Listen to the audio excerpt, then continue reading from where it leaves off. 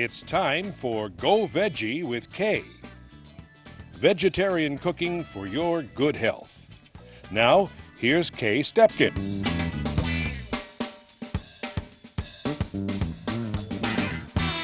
Hello, I'm Kay Stepkin, a longtime Chicago advocate of healthy vegetarian eating.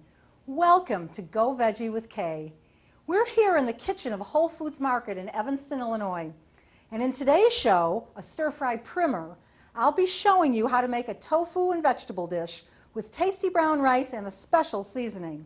Also, we're going to take you to the only organic tofu company in Chicago, Mu Tofu, and we'll see tofu as it's made from the soybean. Then back in the kitchen to bake a very healthy almond cookie. We're going to start with butterfly brown rice, and I'll explain in a little while why I call it butterfly. We're going to start by baking the rice on this cookie sheet, which will give it a very nutty flavor. I'm going to just brush a little bit of oil on the pan. I like to use a brush because then I use a minimal amount of oil. I'm going to spread this rice on the pan. There are over 2,000 varieties of rice, as it's the staple food of more than half the world's population. In Japan, the word for rice is the same as the word for meal. I use brown basmati today because it has the most wonderful popcorn-like aroma, which only increases after we bake it in the oven. After I put it in the oven, in 10 minutes I'll come back to it, I'll stir it again, and then bake it for another 5 minutes. I want to get all the rice in there.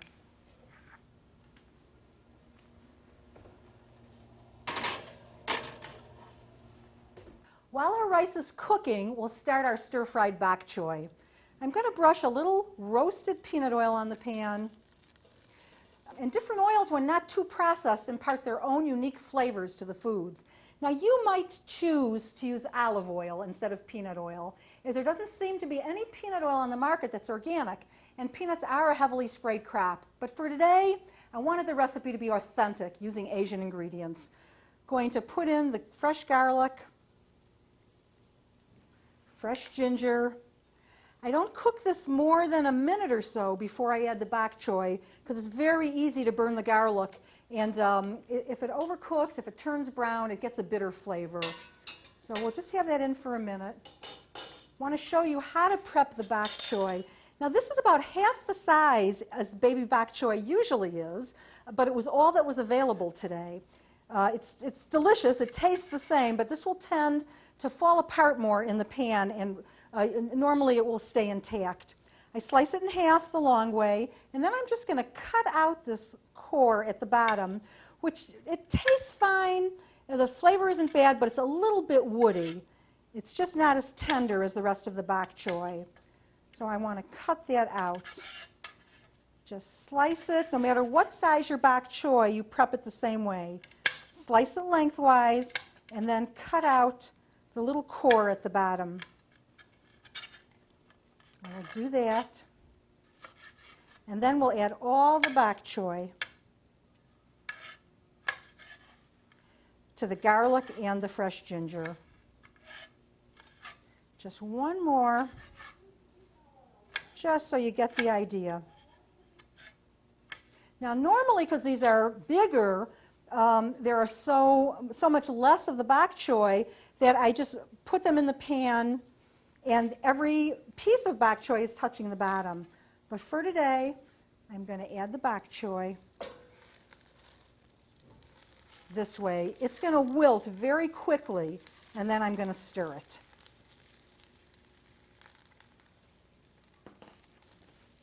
Get rid of these. And just keep this moving. It ought to wilt fairly quickly. When it does, then we'll add the mushrooms and we'll add the red pepper.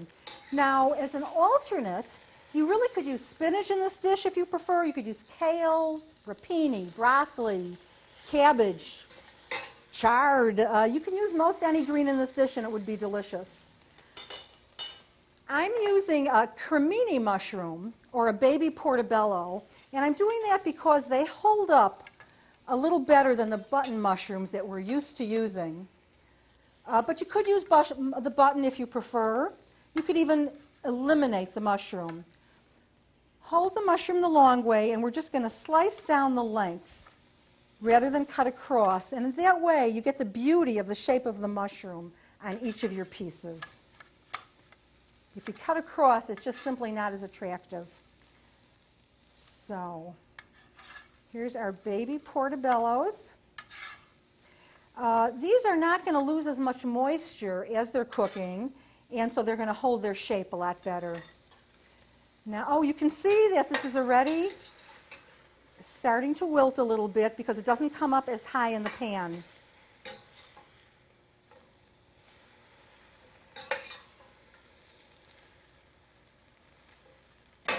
I'm going to add a little bit of sea salt. This is an unrefined sea salt. Unrefined sea salt, by the way, contains over 80 chemical elements.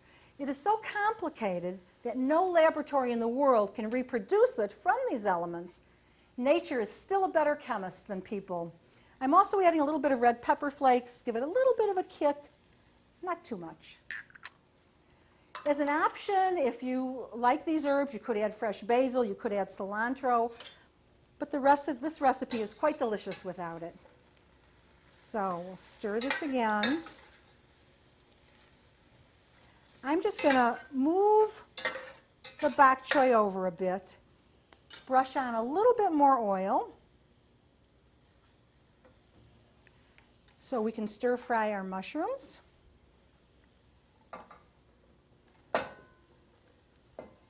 Whoops. And then our red and orange peppers. I did a mixture just for the beauty of the peppers, of the colors of the peppers. I'm going to turn this a little bit higher now.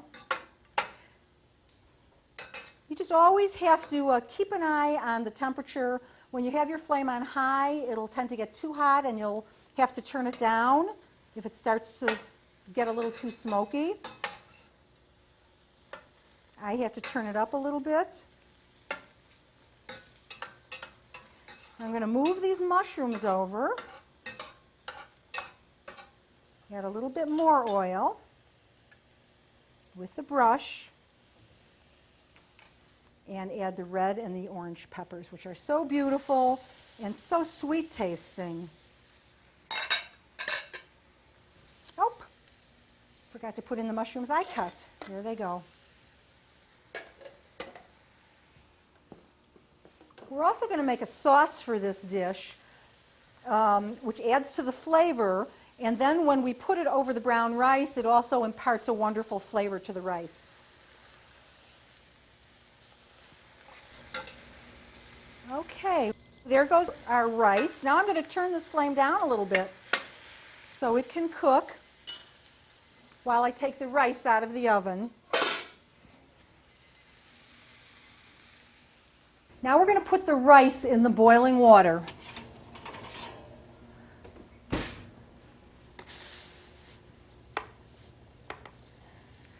Notice this, when the hot rice hits the water, there's almost an explosion. Each piece of rice is actually cracking. Now you're not going to notice this as the rice is cooking, but after the rice is done cooking, each kernel, or rather most of the kernels, will have exploded, will have burst open. And that's why we call this dish butterfly rice. It makes the rice a lot lighter and a lot fluffier. It's really good for people just starting to experiment with whole grain rice because it makes it a little fluffier, which is what most of us are used to. Now, once I get all this rice in, it needs only 30 minutes in the pot instead of the usual 40 to 45, and that's because it's already baked a bit. The first bulk food store in Chicago was called Food for Life. My store, the Bread Shop, was the first vegetarian business. Well, Food for Life started out as a very simple affair. Instead of a cash register, they used a little cash box to collect the money. When they flipped open that cash box, the top of the cash box had an index card taped on it reading, 1 grain equals 10,000 grains. This was the first ecological message that ever got through to me. And as you can see, it made a big impression. Now back to our bok choy stir fry. I'm going to make a little sauce to put over it. This is a vegetable stock. Actually, I'll use the whipped tamari or soy sauce. Whisk it in. And a little bit of cornstarch. Corn is a highly genetically engineered, sprayed, tampered with food. This is a non-genetically engineered and organic cornstarch, which I like. So that'll make the sauce a little bit thicker. Going to whisk it. Simple, 3 simple ingredients, and it makes such a difference in this dish. There we go. It also gives a very glossy look to the bok choy, which is very nice. I'll just turn this up a little bit.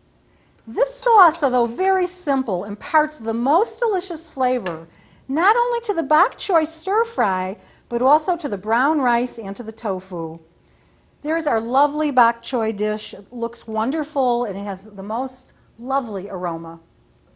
This is how tofu comes. This is 8 ounces that I cut off a 1-pound white cake. This can be cubed or sliced or marinated for savory dishes, or it could be blended until it's creamy for a custard or sauce. Notice that I've wrapped it in paper toweling, and that was to press out all of the excess moisture. It was wrapped in paper towels for about an hour. I'm going to slice the tofu.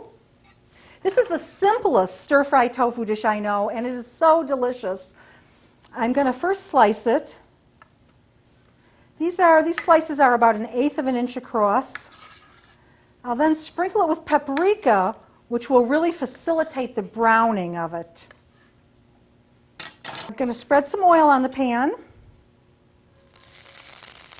Whoa, you can tell that this pan is preheated, which is good. Sprinkle a little paprika. If that oil isn't hot when you start, it will just soak into the food you're putting in. That's why you need to preheat it. Okay, a little paprika so that it browns up for us. Paprika side down.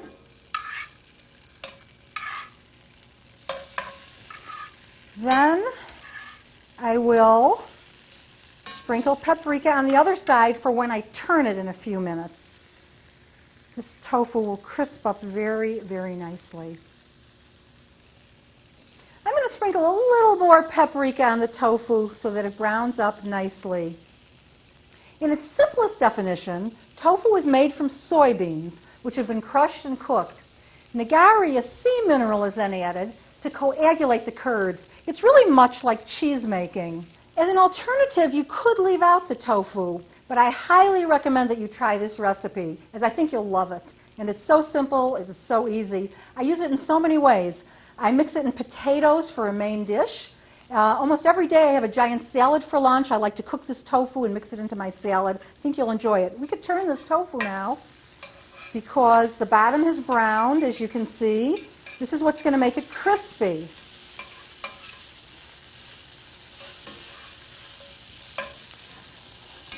I'm going to stir fry the second half. It'll take about half the amount of time as the first half.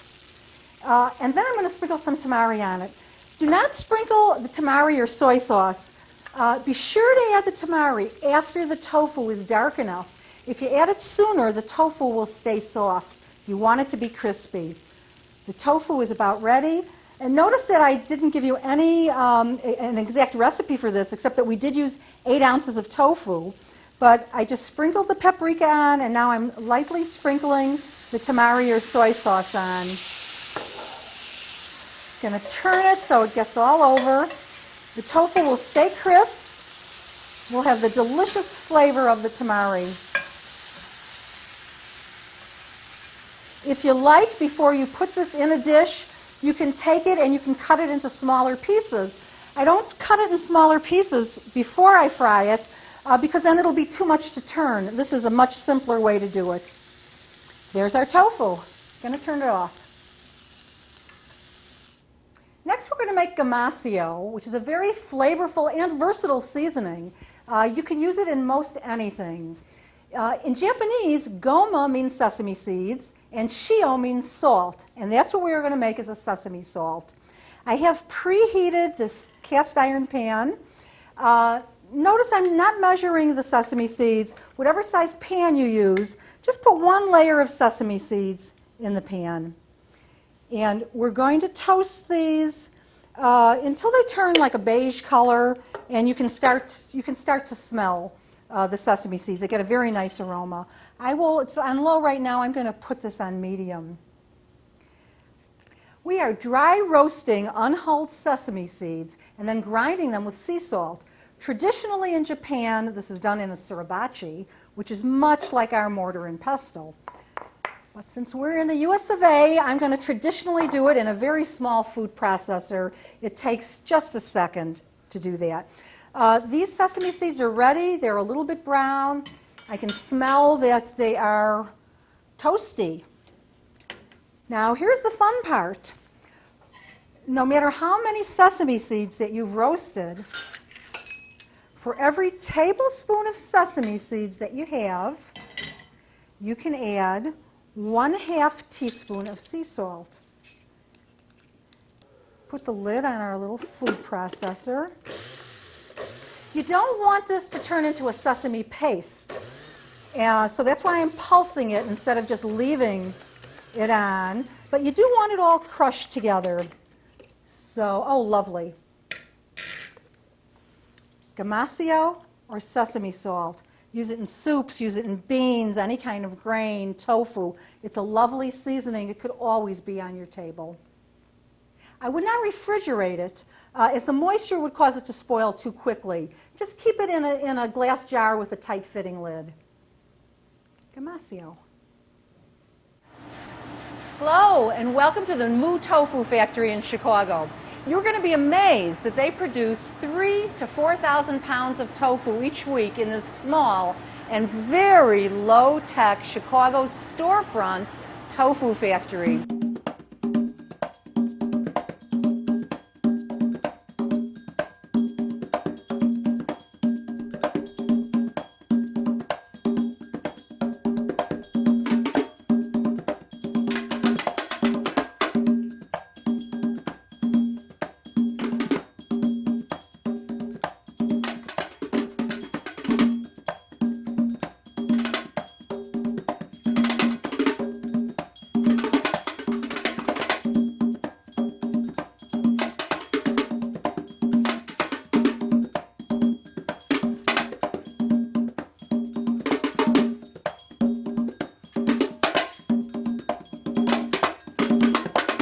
We're here with the owner of Mu Tofu, Yoshi Uchida.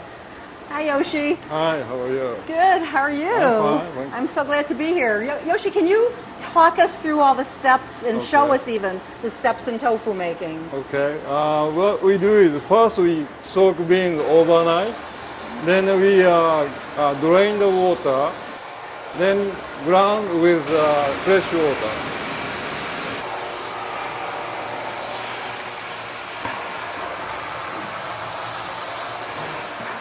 This is the hopper where you put the soybeans, and then they get ground in here and catch over here. Okay, this actually looks like a home grinder, but a larger version of it.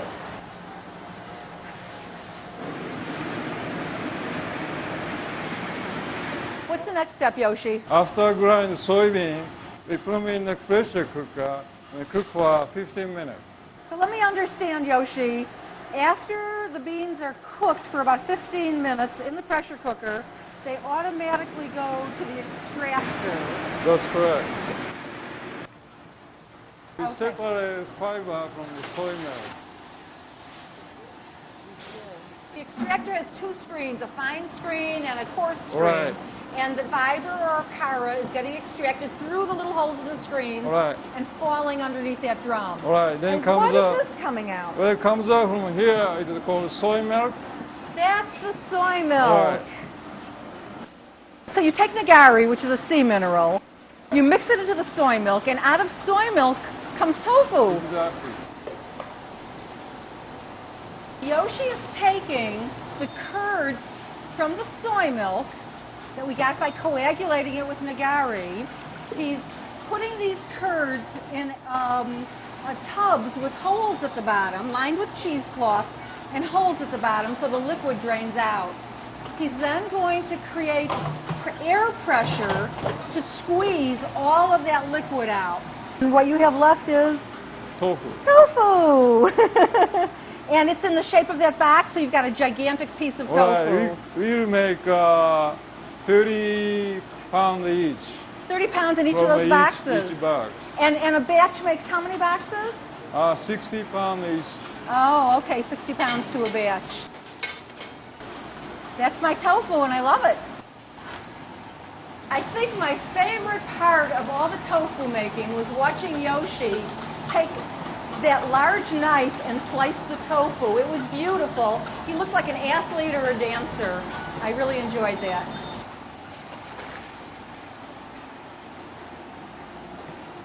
Yoshi, yours is the only tofu that I've noticed in Chicago that says organic on the package. What makes your tofu organic? Well, we use organic soybean, high quality organic soybean, GMO free, and made in Wisconsin. Oh, I like that your soybeans have no GMOs, genetically modified organisms. They're grown organically and produced right here in the Midwest in Wisconsin, helping our small family farms.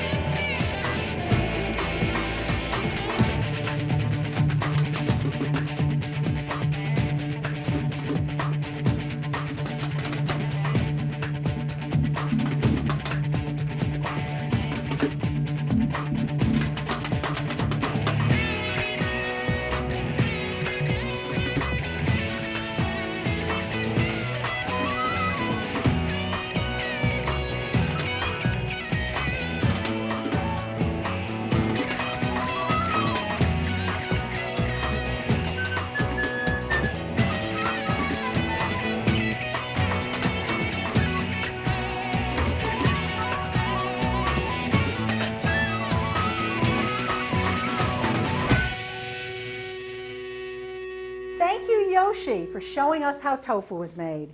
And now for some delicious almond cookies. We're going to start with whole wheat pastry flour. Pour it right in the bowl. Brown rice flour and crushed almonds. If you buy these almonds thinly sliced, you could just chop them by hand. If you buy whole almonds, you could grind them in a small food processor. We also are using a little bit of sea salt. For our wet ingredients, non-hydrogenated margarine. And we will add some maple syrup.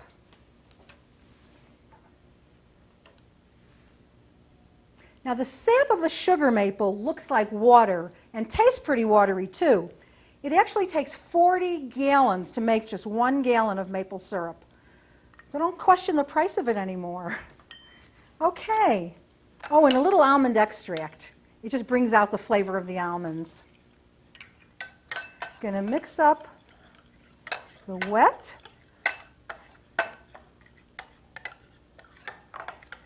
and then the dry. I'll mix it first and then just pour it all in at once. This way I'll do much less stirring than if I pour it in little by little. These are the ingredients for the almond rice cookie. This batch will make about 10 cookies. Now I've already put parchment paper on the cookie sheet. It makes cleanup so much simpler, and it also it helps keep the cookies intact. If you spread a little oil on, it's easy for the cookies to break when you take them off of the cookie sheet. I've got my oven preheated to 375 degrees. So I will scoop out 10 cookies. I'm going to just run my thumb over it, so they're not too big. Now with the popularity of natural foods simply exploding, I would have thought that we use much more maple syrup these days than we used to. But interestingly enough, our consumption of maple syrup is much less than it once was. Until the arrival of the honeybee, which was sometime in the 1600s, maple sugar was the only form of concentrated sweetener in North America. But what's happened is that it has recently been upstaged by an imposter, pancake syrup.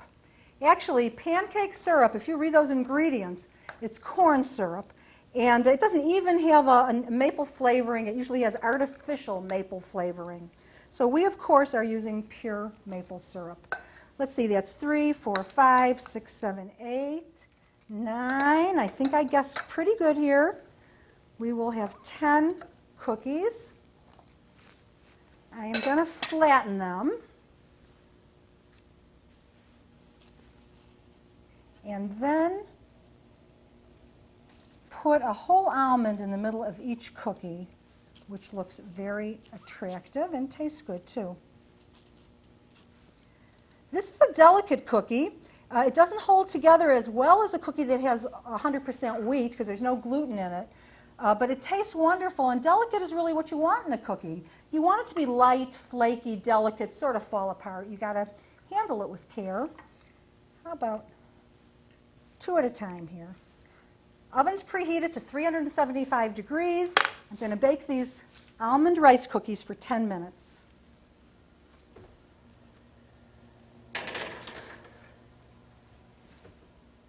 You will love our delicious tofu and vegetable stir-fry dish with butterfly brown basmati rice and gamasio to taste. I'm going to sprinkle a few more toasted, salted peanuts on the dish. It is just a great final touch. Also, we have our perfect cookies for dessert, Chinese almond rice cookies. They're delicious, they're different, and they're healthy. Well, today we took a lesson from the Asian diet. Eastern nutrition is the reason Asian populations had practically been immune to not only cancer, but also heart disease until they began eating Western foods. Of course, you can't change your diet overnight, but you can learn a few new recipes to start on the road to eating better, eating healthier. Here is hoping that you will enjoy your increased energy and well-being as you go veggie. Until next time, I'm Kay Stepkin.